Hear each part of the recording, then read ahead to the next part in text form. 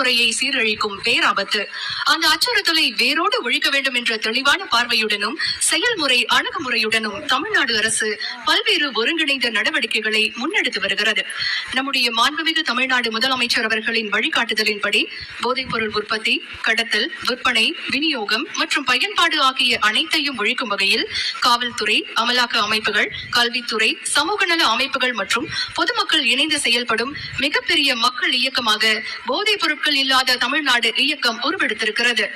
இன்றைக்கு போதைப் பொருட்கள் இல்லாத தமிழ்நாடு, ட்ரக் ஃப்ரீ தமிழ்நாடு மாநில அளவிலான பெருந்திரள் உறுதிமொழி ஏற்பு நிகழ்ச்சி மற்றும் விருதுகள் வழங்கும் விழாவிற்கு நம்முடைய மாண்புமிகு தமிழ்நாடு முதலமைச்சர் அவர்கள் வருகை தந்து கொண்டிருக்கிறார்கள்.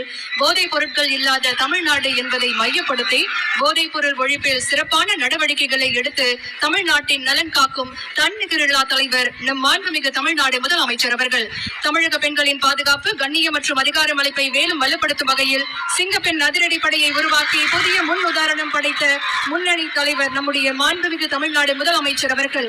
அவர்களை விழா மேடைக்கு உங்களுடைய பலத்த கரவொலிக்கு மத்தியில் வருக வருக என பணிவன்புடன் வரவேற்கின்றோம்.